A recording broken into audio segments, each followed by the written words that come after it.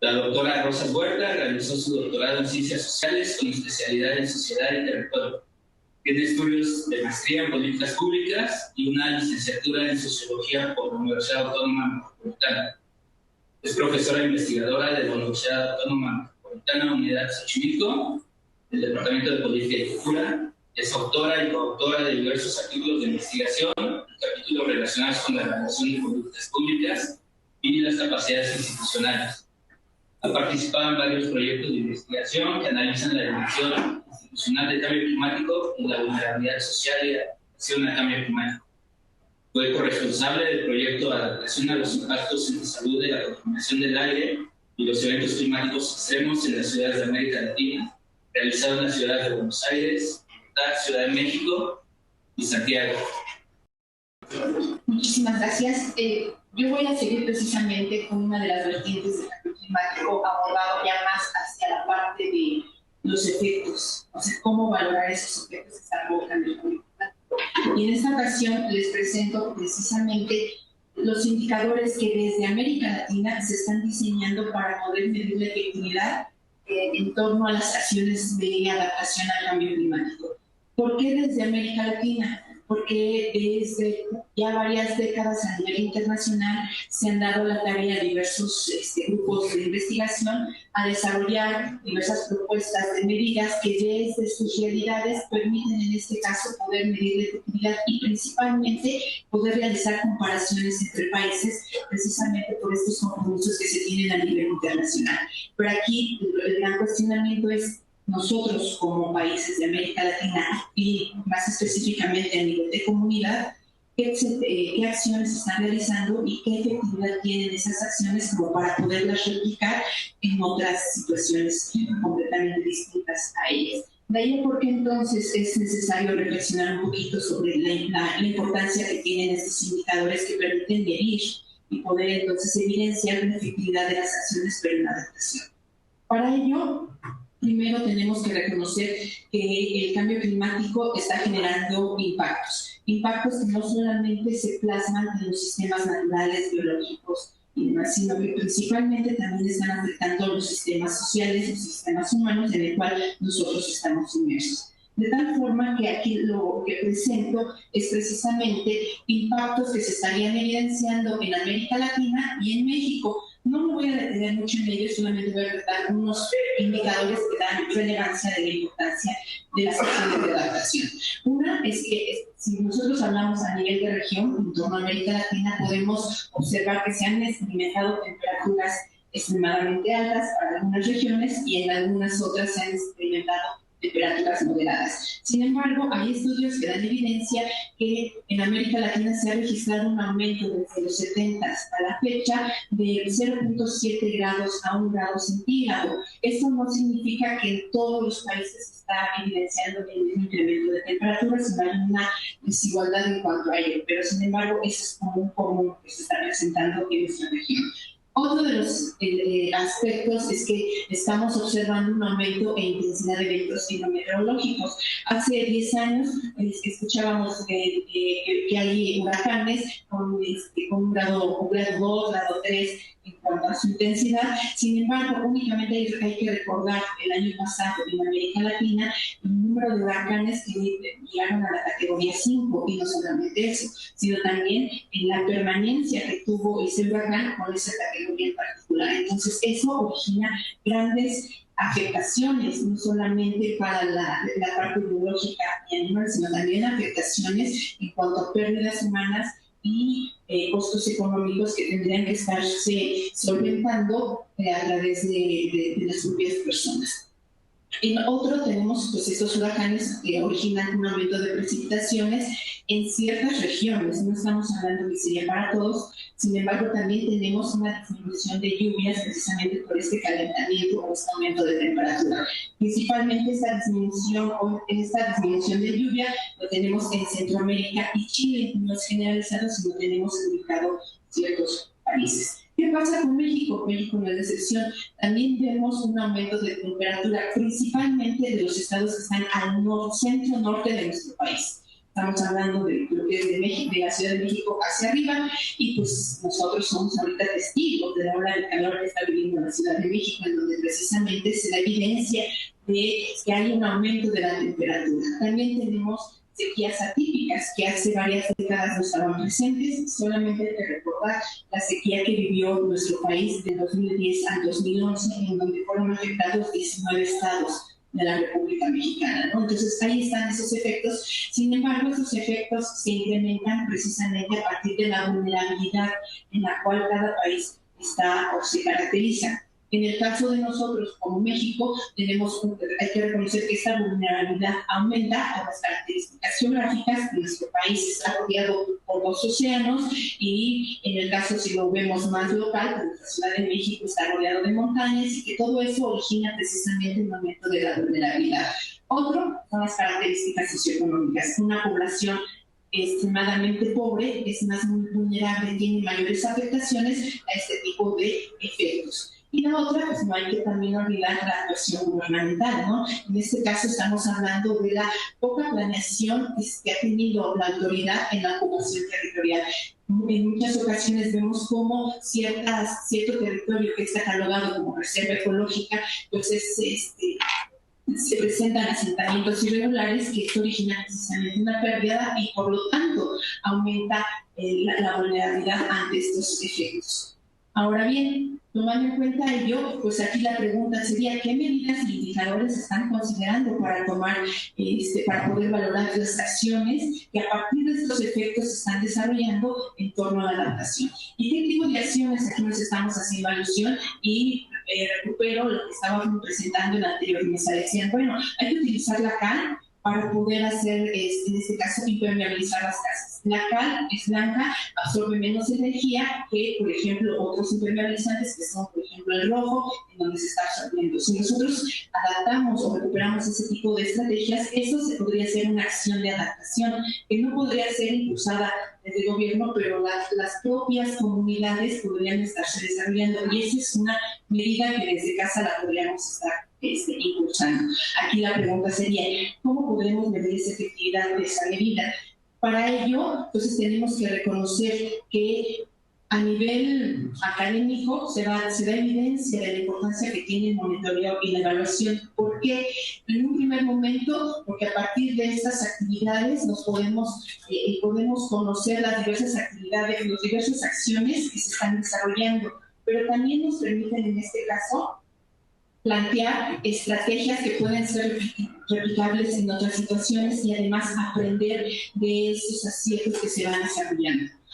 Este monitoreo y evaluación se puede desarrollar a través del uso de los indicadores, y aquí recordemos, los indicadores, estamos haciendo alusión a indicadores cuantitativos y cualitativos que den evidencia precisamente de qué tan bien o qué tan mal estamos actuando a partir de cierta problemática que está enfrentando en este caso el cambio climático.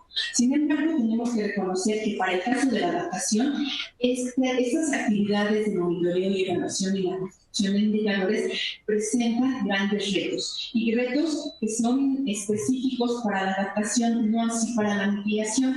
Por ejemplo, aquí podemos argumentar que las intervenciones son únicas. ¿Por qué? Porque los efectos que se están provocando debido al cambio climático en las comunidades no son iguales a otras situaciones. Además, no son fácilmente medibles en un corto tiempo, sino es necesario establecer, en este caso, mediano y largo plazo para poder valorar qué tan efectiva fue la acción que se está desarrollando. Además, cada investigador, cada evaluador o consultor tiene sus propias medidas de éxito, depende de la forma como están consiguiendo precisamente las acciones de adaptación. No hay algo común que caracterice precisamente esta medida de descuento de la CAL, puede ser replicable y para todos van a tener el mismo éxito y va a depender precisamente de lo que se esté considerando. Ahora bien, también tenemos que argumentar que son difíciles de cuantificar. Principalmente estamos hablando de que se tendrían que estar realizando análisis cualitativos para poder, en este caso, ver cómo ciertas medidas están transformando el actuar mismo de las comunidades. Ya no estamos hablando de las comunidades a nivel de región, sino a nivel de localidad. Entonces estamos enfrentando varias problemáticas.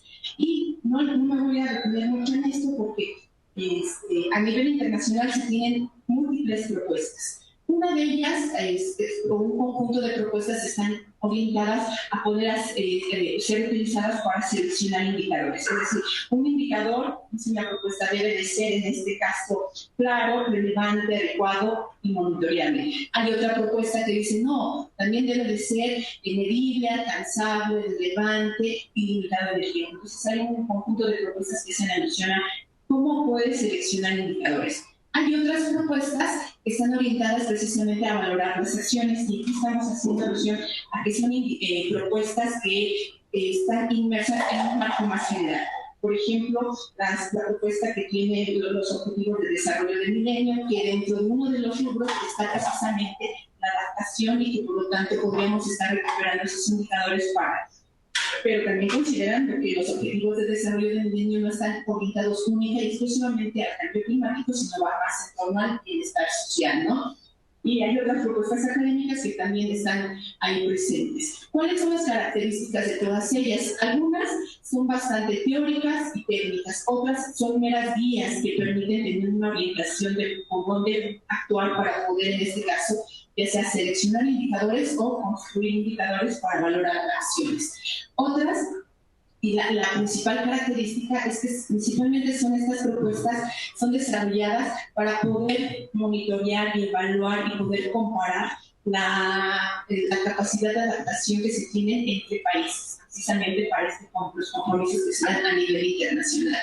Y en la mayoría de los casos no permiten para América Latina recuperar las características particulares que tiene nuestra región en específico, ¿no? Entonces, de ahí se da uno a la tarea de poder indagar desde América Latina qué se ha diseñado para poder valorar estas acciones. Y la verdad es que ha sido muy difícil poder identificar estas acciones porque, desafortunadamente, en este caso, son muy pocas las medidas que han sido utilizadas con éxito, y éxito aquí lo pongo entre comillas porque se valora si una medida es diseñada desde América Latina, es exitosa siempre y cuando fue utilizada por el gobierno o por las comunidades para tomar decisiones. Sin embargo, para poder valorar ese éxito, pues necesariamente hay que hacer trabajo de campo, porque para poder, en este caso, identificar las acciones de gobierno, pues nos vamos a los instrumentos de planeación, pero solamente en el caso de México hacen alusión a un indicador, que es precisamente el UPA, pero no se hace un esfuerzo para poder evidenciar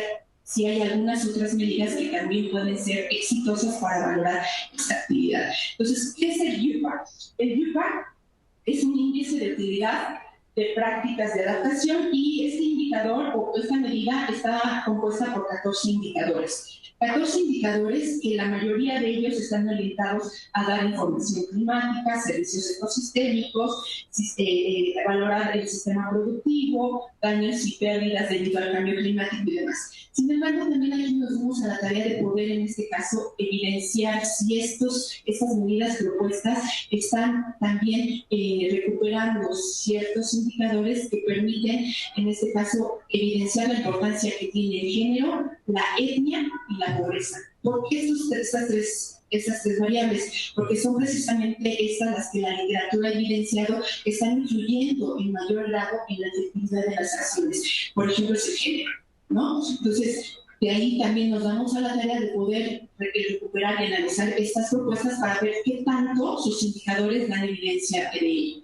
Esta en particular toma de manera marginal precisamente la parte de la pobreza, no así de la etnia, ni mucho menos de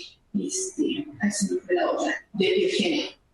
Y así tenemos diversas propuestas. No me voy a adentrar a detallarlas porque ya tengo muy poquito tiempo, pero el siguiente sería la metodología para la priorización de medidas de adaptación frente al cambio climático. Esta es una medida que combina algunas propuestas del UPA con el análisis y criterio del cambio climático. Y igual, o sea, se observa de manera marginal que se están recuperando indicadores que den importancia al género, la etnia y la pobreza.